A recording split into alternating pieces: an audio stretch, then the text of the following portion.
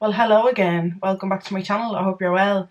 So, as you probably can see from the title, this is going to be me having a chat through some of the palettes I have purchased or received in PR and have but never reached for.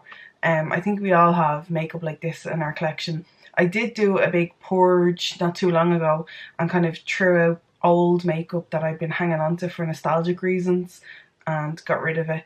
As much as I would like to hold on to it, I don't have the room for it, so it was logical to give it away. And like, I gave like anything that could be repurposed, I gave it to people, and everything else got dumped in the bin.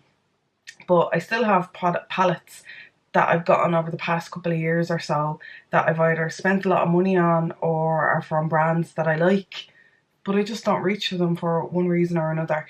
This isn't necessarily bashing these palettes, it's just kind of explaining in my terms why I don't reach for them. So if you're interested in seeing the 5 palettes, because for some reason I always do things in 5, just keep watching. Can we just take a minute for my epic jumper that I got in the sale in Zara a few months ago?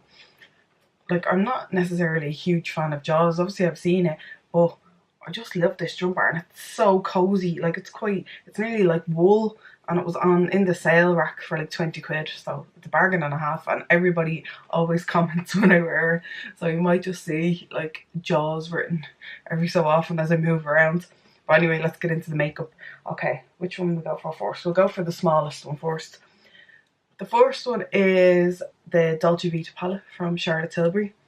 Charlotte Tilbury is a very expensive brand. Oh god, sorry about the glare. I think most makeup lovers have at least one in their collection. These are 50 quid, which is fairly pricey for a quad. I just don't really reach for it. I know people are absolutely besotted with this eyeshadow palette, and like, Charlotte Tilbury is a lovely brand, but I've gotten a few things from them that I'm not really that bothered about, and I think this is one of them. I bought this with my own money. I did when like Charlotte Tilbury initially launched here in Ireland. I was kindly invited to the launch and I got to meet her and I got like a bundle of stuff and whatever. But this was bought at a later date and I spent 50 quid now in Brown Thomas. Yeah, I can see like the most used shade is like the pop shade, which is like a glitter overlay, which does give a nice shimmer. But yeah, like, the shadows are grand. They don't blow my mind or anything. I don't know if you can see, that's like me after sticking my fingers in just to swipe them.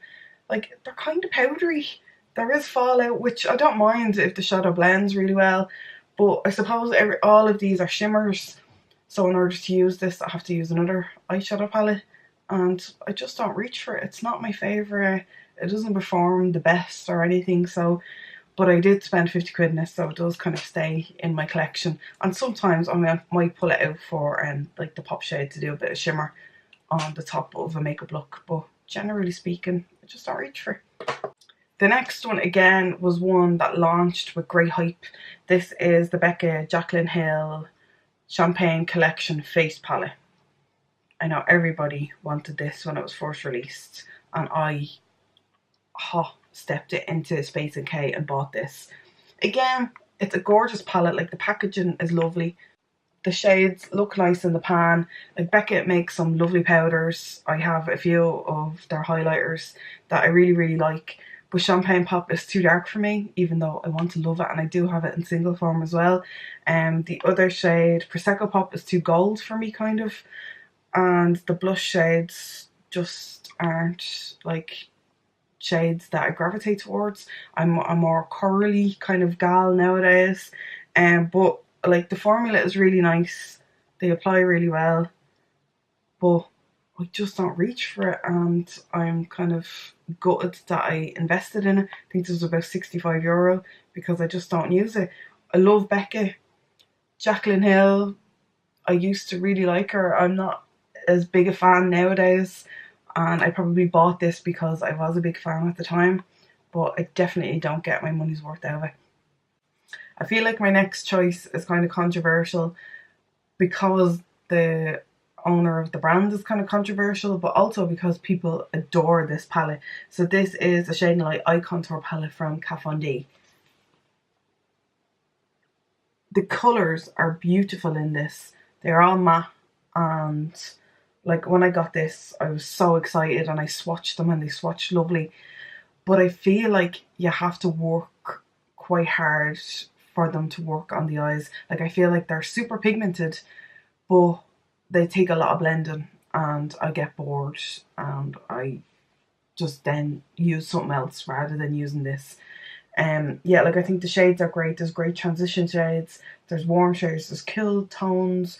It's a great neutral palette. palette. But I just don't reach for it. Yeah, the shades take too much working for me. Like they're super buttery to the touch. The pigment is unbelievable, but I just don't find they blend enough, so I don't use it. I have other products that I really like from Kat Von D, but I also have products I don't really like. So it's definitely a hit and miss. I think all brands in general are hit and miss. I think if you like everything from a brand, you're either getting paid or you're just like you love the brand and you want to love everything that they've created. But I don't think across the board every brand is perfect like anything, and for me this just doesn't do it. My second last choice is again kind of controversial just because I know loads of people love this palette. This was a PR sample. I didn't buy it and I probably would have bought it because I do love mauve. Mauve is a shade I tend to gravitate towards. Like I have more mauve lipsticks than I know what to do with. And I love the concept of this. I love that don't let it fall. The mirror is, you can take it out or it's magnetic and it kind of sticks up in the middle, which is really cool for travel. And then on one side you have eyeshadows and on the other side you have highlighters and blush. On paper this is my kind of palette. I know there are so many people who'll disagree with me on this, and this is why like opinion is up for interpretation. And well, like when you're looking for a review of a product, look for more than one because different people will have different feelings and slants towards a product or anything in general really, I think.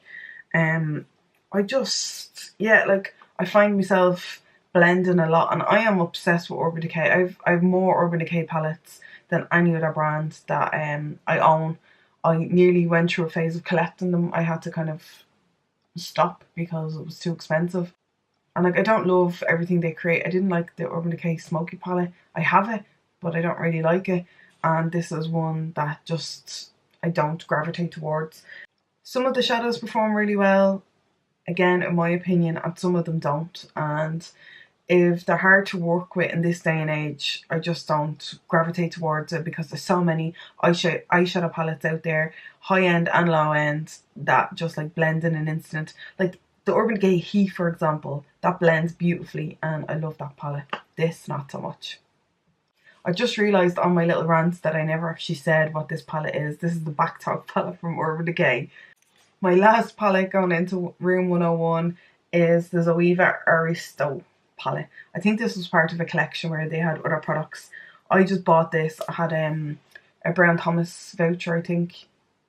No, was it Brown? Yeah, it was Brown Thomas because they have it in the BT Beauty Lounge. And I was picking up a few bits. I love Zoeva. And I have a few of the palettes. Like I have the Plaisir collection, the 3 palettes. And I love them. I know not everybody loves them, but I really do. And I just assumed that I would love this as well. And it looks lovely in the palette. Like the colours are really, really nice and interesting. There's mattes, there's blending shades. But when you try to make an eye look out of these, it's kind of hard. I find that the pigment is really nice on the shades.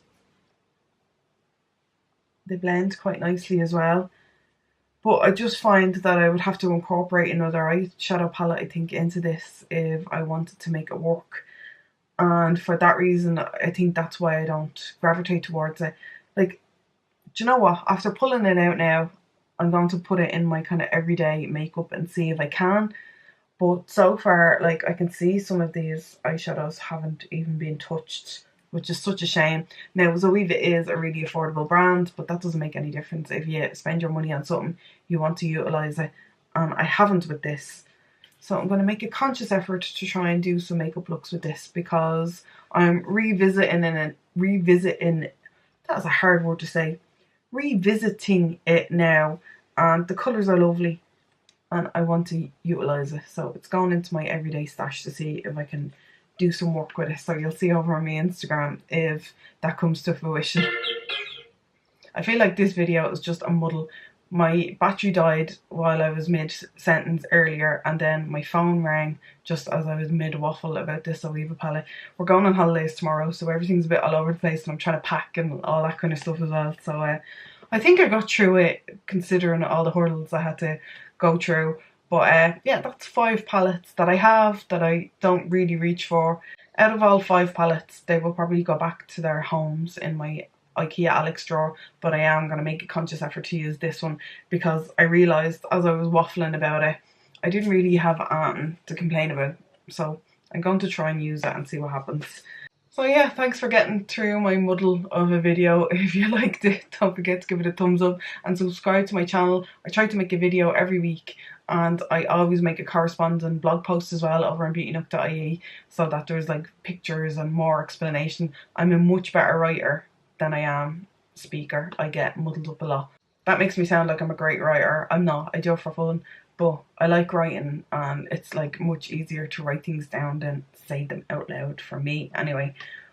Okay, I'm just gonna shut up now because I'm gonna get myself into trouble, and we're going to Barcelona tomorrow, so I'm a bit like jittery. Anyway, thanks for watching. I'll talk to you in my next video. Take care. Bye.